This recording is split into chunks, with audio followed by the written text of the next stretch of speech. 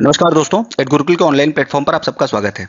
देखिए, बहुत सारी चीज़ें हो रही हैं अभी, चाहे हम जीडीसी और जेईसी दोनों परीक्षाओं की बात करें। और अभी स्थिति ये है कि परीक्षा जो है आयोग कराने जा रही है, ठीक है, पूरी तरीके से लगी हुई है। लेकिन समस्या ये है कि किस तरीके से आयोग इसको एग्जीक्यूट करेगी। अब रिजेक्ट लिस्ट की बात करें तो एग्जाम डेट की पहले हम बात करते हैं, तो जीआईसी जो है वो 30 अगस्त से है, जो अपने टाइम पे होने जा रहा है, ठीक है, एज पर कमीशन। और जीडीसी की बात करें तो ये 15 सितंबर से शुरू है, ठीक है, और विभिन्न दिनों में परीक्षा होगी। ठीक। अब समस्या ये होती है कि आज देखो, आज कितना आपका हो गया, आज 21 हो गया, ठीक है, 20, 21, 19 तक लास्ट डेट था। समान परिस्थिति में क्या होता है कि 4 से 5 दिनों के बाद, सपोज करो 6 से 7 दिनों के बाद आयोग क्या करती है, रिजेक्ट लिस्ट जारी करती है ऐसे छात्रों के जिनके मेंस के फॉर्म में कुछ त्रुटियां होती हैं, और आयोग उनको मौका देती है, उनसे शपथ पत्र या उनसे जवाब मांगता है कि भाई आपने ऐसा क्यों किया, आपके जो डॉक्यूमेंट है वो वेरीफाई नहीं हो पाए हैं, आपका जो फॉर्म है वो सही समय पे आयोग नहीं पहुंच पाया है। और एक ये बहुत जरूरी प्रक्रिया होती है, ठीक है, क्योंकि बहुत सारे छात्र ऐसे होते हैं कि जिनके फॉर्म एक्चुअल में नहीं पहुंच पाते हैं, जो जिन्होंने डॉक्यूमेंट अपने लगाए हैं वो डॉक्यूमेंट आयोग वेरीफाई करता है तो वो डॉक्यूमेंट उनको वो सही नहीं मिलते हैं, ठीक है। तो उसमें क्या होता है कि ये पूरी छटनी करने में एक तरीके से, ठीक है, इस पूरी छटनी करने में आयोग को, क्योंकि 19 तक आपको फॉर्म मिले हैं, तो कम से कम 3 से 4 दिन तो लगते ही लगते थे। इसीलिए वो छठवें, सातवें, आठवें दिन ये रिजेक्ट लिस्ट निकालती थी और उसके बाद से 7 से 8 दिनों का समय देती थी, ठीक है, ताकि आप जिनके भी फॉर्म रिजेक्ट हुए हों वो उस प्रोसेस के थ्रू जाकर अपने फॉर्म को सही करा सके। लेकिन अब गिने चुने 10 ही दिन बचे हैं परीक्षा में, ठीक है। अब आयोग को रिजेक्ट लिस्ट भी जारी करनी है और उसके बाद लिस्ट भी निकालना है, उसके बाद उसको सही करने के लिए उनको मौका भी देना है, उसके बाद 4 से 5 दिन पहले एडमिट कार्ड जारी करने हैं, तब जाके 30 को उनको अपना पेपर लेना है। तो देखो, प्रैक्टिकली इम्पॉसिबल लगता है ये सारी चीजें समान परिस्थिति में करने को लेकर, कि समान उसी तरीके से आयोग ये परिस्थितियां इसको पूरा करने की कोशिश करेगा, ठीक है। तो सामान्य परिस्थिति में तो नहीं होने वाला है। असामान्य परिस्थिति की बात करें तो या तो आयोग रिजेक्ट लिस्ट नहीं जारी करेगा, ठीक है, जिसकी संभावना कम लगती है, क्योंकि रिजेक्ट जारी करना एक एक बहुत ही स्टैंडर्ड प्रोटोकॉल है, प्रक्रिया है, जिससे पता ये चलता है कि कितने लोग परीक्षा दे रहे हैं। और ऐसे बहुत सारे लोगों की छटनी हो जाती है जिनके डॉक्यूमेंट, जो डॉक्यूमेंट तो बोल देते हैं कि हाँ हमारे पास डॉक्यूमेंट है, लेकिन वो मेंस में प्रोड्यूस नहीं कर पाते हैं, तो आयोग उनको मेंस में ही निकाल देता है, ठीक है। तो जहां तक है कि आयोग ये मौका देगा, लेकिन ये विंडो बहुत कम दिन की होगी, मतलब हम, मुझे लग रहा है 4 से 5 दिन की। अगर ऐसा होता है तब भी छात्रों के साथ ये, मतलब, और हो सकता है उनको इंटरव्यू के दौरान उनका डॉक्यूमेंट वेरिफिकेशन किया जाए, उनको मेंस लिखने दिया जाए, ठीक है, ये भी बिल्कुल पॉसिबल है कि 4 से 5 दिन किया जाए, लेकिन उनको रिजेक्ट न किया जाए, उनको मेंस लिखने दिया जाए, लेकिन उनका जो मेन डॉक्यूमेंट वेरिफिकेशन होगा वो इंटरव्यू के दौरान किया जाए, क्योंकि डॉक्यूमेंट वेरिफिकेशन का जो स्टैंडर्ड प्रोटोकॉल है वो इंटरव्यू के दौरान ही है, ठीक है, जो मेन डॉक्यूमेंट वेरिफिकेशन होता है। तो बिल्कुल ये जारी हो सकता है, और अगर इसको होना होगा तो इसको आज और कल मैक्सिमम 2 दिन में आना है, और 2 से 3 दिन हो सकता है इसको सही करने का मौका दें, और हो सकता है ये मौका भी ना दें, केवल रिजेक्ट लिस्ट जारी करें, ठीक है, और एग्जाम सबको देने दें और बोले कि एक तारीख दे दें मेंस के बाद कि इतने दिन तक आप जो है अपने डॉक्यूमेंट आयोग में जमा कर दें और उनका मेंस करा लें।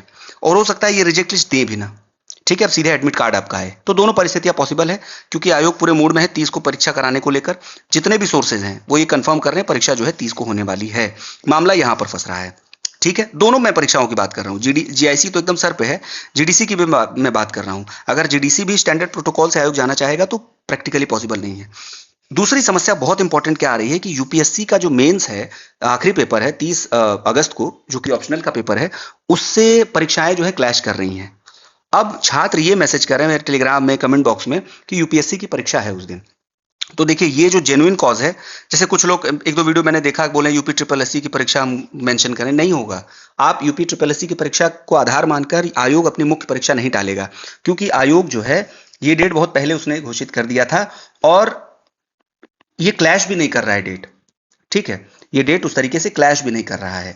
तो ये बिल्कुल आधारहीन है कि आप UP triple SC lower PCS की परीक्षा को आधार बनाकर जीडीसी मुख्य परीक्षा टलवाने के लिए बोले। लेकिन अगर आप प्रयास करना चाहते हैं तो यूपीएससी मेंस की परीक्षा को आधार बना सकते हैं। ऐसे लोग जिनका सही में यूपीएससी मेंस है 30 अगस्त को, वो अपने एडमिट कार्ड के साथ आयोग को मेल करें, जितना ज्यादा से ज्यादा हो सके, और जिनके पास डिटेल नहीं भी वो भी मेल करें कि ये समस्याएं हैं सर, और हमारी यूपीएससी मेंस की परीक्षा है, और उनको अपनी समस्या से अवगत कराएं। और अगर आयोग कंसीडर करेगा तो हो सकता है कुछ एक्सटेंशन मिल जाए। इसके पहले हुई हैं चीजें इस तरीके की, ठीक है। तो ये है। दूसरा ये है कि अब देखो 9 दिन बचे हुए हैं, 9 दिन हमारे एग्जाम के बचे हुए हैं। अब यहाँ पर दो कैटेगरी के स्टूडेंट हमारे आ जाते हैं। पहली कैटेगरी के स्टूडेंट जिनकी कंटेंट तैयारी ऑलमोस्ट पूरी है, कंटेंट उन्होंने तैयार कर रहा है, आंसर राइटिंग कर रहे हैं, उनको बहुत कुछ करने की आवश्यकता नहीं है, वो जिस गति से आगे बढ़ रहे हैं उसी गति से आगे बढ़ें। लेकिन समस्या उनके लिए है जो दूसरे कैटेगरी के स्टूडेंट हैं, जिनकी तैयारी, जिनका कंटेंट का काम अभी तक पूरा नहीं हो पाया है। देखो समस्या कहां से आ रही है, एक तो नया पैटर्न, ठीक है, इस बार जीडीसी में मुख्य परीक्षा में लिखित पैटर्न को लागू किया गया है, बिल्कुल नया पैटर्न, जीडीसी जीआईसी दोनों, जीडीसी में। दूसरा कि अब जो है समय कम है आपके पास, इतनी उहापोह की स्थिति थी, पता था परीक्षा होगी नहीं होगी, ठीक 1 महीना पहले परीक्षा का परिणाम जारी किया जाता है, 1 से 1.5 महीने का ही केवल समय दिया जाता है, इतना बड़ा सिलेबस है, उसको कवर करना है। तो ये देखो, ये समस्याएं आयोग इसकी रिस्पॉन्सिबिलिटी नहीं लेगा। आयोग का ये कहना है कि हम, अच्छा कुछ लोग ये कह रहे हैं कि 3 महीने का कम से कम समय होना चाहिए, ऐसा कहीं नहीं लिखा है कि रिजल्ट डिक्लेयर होने के बाद 3 महीने का समय होना चाहिए। ठीक है, प्रारंभिक परीक्षा और मुख्य परीक्षा के बीच में 2.5 से 3 महीने का समय होना चाहिए, लेकिन वो प्रारंभिक परीक्षा से आप मानोगे, ये रिजल्ट डिक्लेरेशन से नहीं मानोगे कि रिजल्ट डिक्लेयर हुआ उसके बाद हमको 3 महीने का समय चाहिए, नहीं, ये नहीं होना चाहिए। अब आपके पास टेक्निकली 9 दिन है और समस्या उनके लिए आ रही है जिन्होंने अभी कंटेंट पर काम नहीं किया है, ठीक है, जो उस तरीके से अपनी तैयारी नहीं कर पाए हैं।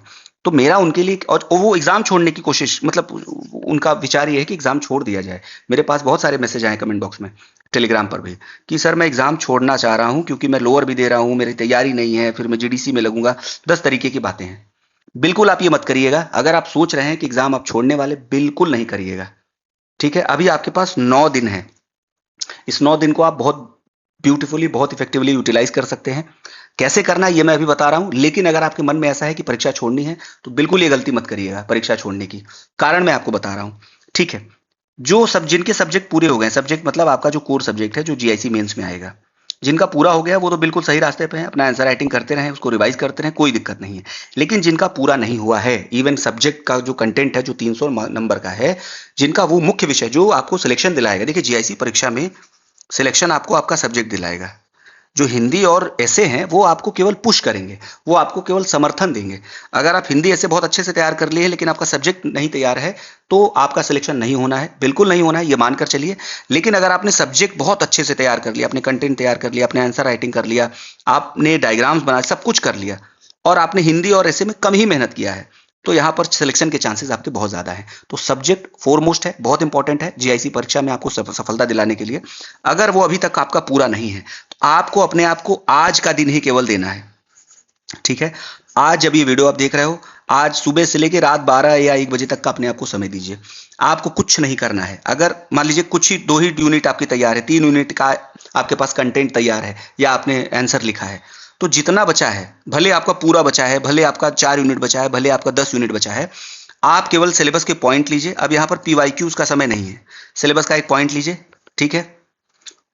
उस पॉइंट को गूगल करिए, ठीक, गूगल करिए, चैट जीपीटी का यूज करिए, उसको गूगल करिए, चैट जीपीटी करिए, और जो भी कंटेंट आए, ठीक, उस कंटेंट को सारा नहीं लिखना है आपको, ठीक है, उस पर्टिकुलर टॉपिक के उस कंटेंट के मेन पॉइंट, ठीक है, कि 4 पॉइंट इंट्रोडक्शन में आप क्या डालोगे, ठीक है, और इसको लिखना नहीं है, इसके 2-3 पॉइंट लिख देने हैं।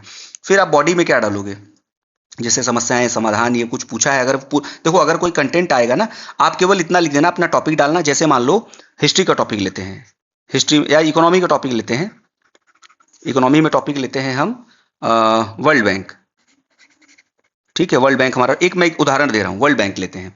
अब वर्ल्ड बैंक अगर आपके सिलेबस में मेंशन है तो आप गूगल पे क्या करिएगा, वर्ल्ड बैंक यूपीएससी, ठीक, इतना डाल दीजिएगा। जो भी कंटेंट आएगा उसको एक बार पढ़िएगा, उससे मुख्य चीजें अपने पास ले, मतलब आप देख लीजिए कि इंट्रोडक्शन में आपको क्या लिखना है, बस एक लाइन लिखिए। आपको बॉडी में क्या रखना है, क्योंकि जब यूपीएससी आप डालोगे किसी भी कंटेंट के साथ तो उसका प्रॉब्लम सॉल्यूशन, उसकी सामान्य स्थिति, वर्तमान स्थिति, उसमें जो प्रयास, सब कुछ आ जाएगा। तो आप क्या करना, केवल कीवर्ड डाल के कि प्रयास, प्रयास में ये मत सरकार ने ये प्रयास किए हैं इसकी वजह नहीं, केवल प्रयास में आप केवल उस पर्टिकुलर पॉइंट को लिखिएगा।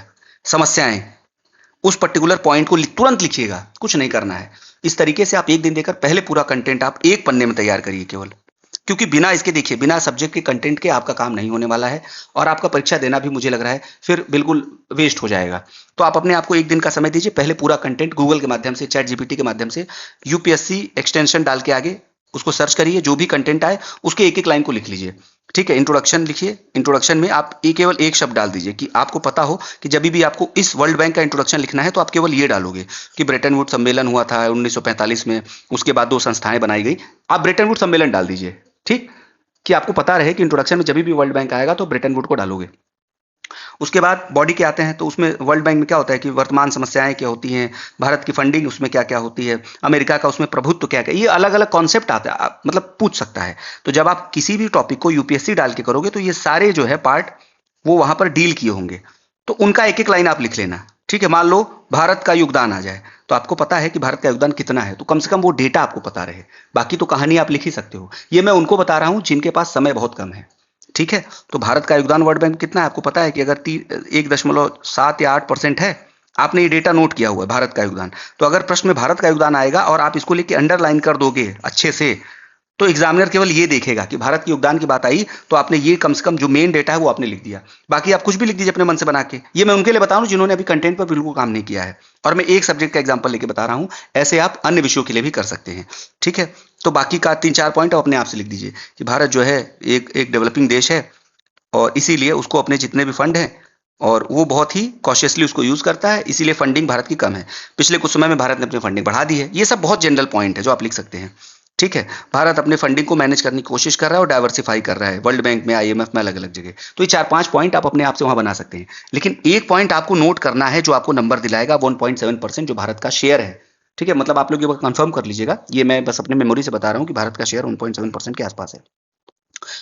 ऐसे करके आपने अपने सिलेबस के जो मेन टॉपिक हैं उसके जो है 1 पेजर नोट्स बना लेने हैं और एक दिन में बनाने हैं। ठीक, और उसके बाद उसको बार बार पढ़ना है। ठीक, उसको बार बार बार बार बार बार बार बार पढ़ना है। ये उनके लिए है, मैं बार बार बोल रहा हूं जिन्होंने कंटेंट पर अभी काम नहीं किया है और इधर उधर भटक रहे हैं कि कोई मैं बैच ज्वाइन कर लूं, कहीं पर आंसर राइटिंग कर लूं, कहीं पर मैं क्रैश कोर्स ले लूं। कुछ नहीं लेना भैया आपको। आपके हाथ में फोन है, आपके हाथ में पेज है, आपके हाथ में पेन है। आप एक दिन दीजिए, बैठिए, सारा काम छोड़िए, ये सारा काम हो जाएगा एक दिन में। उसके अंदर कोई समस्या आती है तो हमसे बात करिए। टेलीग्राम का लिंक हमारे कमेंट बॉक्स में रहता है, उसमें हमने टेलीग्राम पर एक चैट बॉक्स बना के रखा हुआ है। उस चैट बॉक्स को ज्वाइन करिएगा। कुछ भी समस्या आपको किसी भी विषय में आए वहां पर तुरंत बेहिचक लिखिएगा, A to Z any problem, वहां पर मैं आपको मिलूंगा। ठीक है, तो आप पहले अपना कंटेंट सब्जेक्ट का तैयार करिए, उसको बार बार बार बार फिर पढ़िए कल से। देखिए, ये मैं बेस्ट तरीका आपको बता रहा हूं अगर आपने तैयारी नहीं की है। अगर किसी भी वजह से, सपोज करिए आयोग की वजह से या जो भी रीजन है, आयोग ये सब नहीं देखेगा, उसको टॉप के कुछ बच्चे चाहिए, वो जिन्होंने तैयारी की उनको मिल जाएंगे। ठीक है, उनको फर्क नहीं पड़ता, लेकिन फर्क आपको पड़ता है जिन्होंने मेहनत करके प्रीलिम्स निकाला है। अब अगले 8 दिन आपको कैसे परेशान होकर, डिमोरलाइज होकर ये 8 दिन नहीं निकालने हैं, अपने आप को मोटिवेट करना है।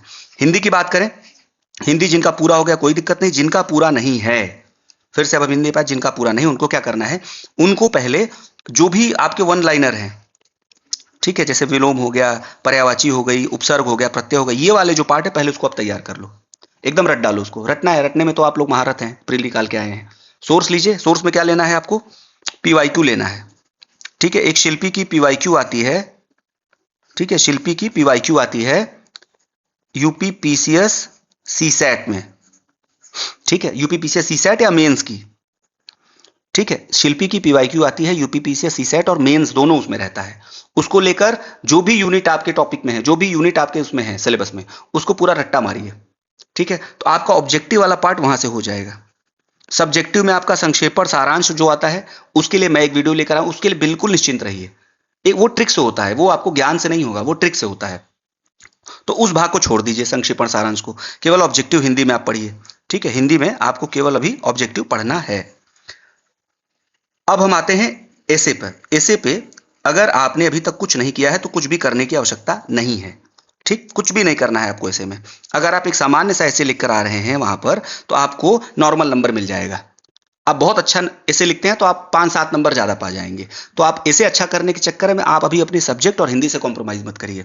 ऐसे के लिए भी मैं 24 तारीख को एक वीडियो लेकर आऊंगा, क्योंकि 23 को भी मेरी परीक्षा है। उसके बाद इस वीडियो के बाद देखने के बाद आपको किसी और चीज की आवश्यकता नहीं पड़ेगी। ऐसे में मैं आपको अभी के लिए एक चीज बता दे रहा हूं कि 3, आप देखिए बहुत सारे उसमें सब्जेक्ट है ना, बहुत सारे ऐसे में टॉपिक्स हैं। 3 टॉपिक आप फाइनलाइज करिए। पहला साहित्य, इसमें नंबर बहुत अच्छा मिलता है। दूसरा हो गया पर्यावरण, और तीसरा हो गया आपदा प्रबंधन।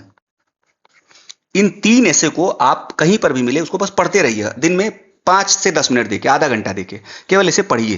केवल इन 3 टॉपिक्स में जाए, साहित्य, आपदा और पर्यावरण। उसके अलावा कोई और टॉपिक टच मत करिए आप।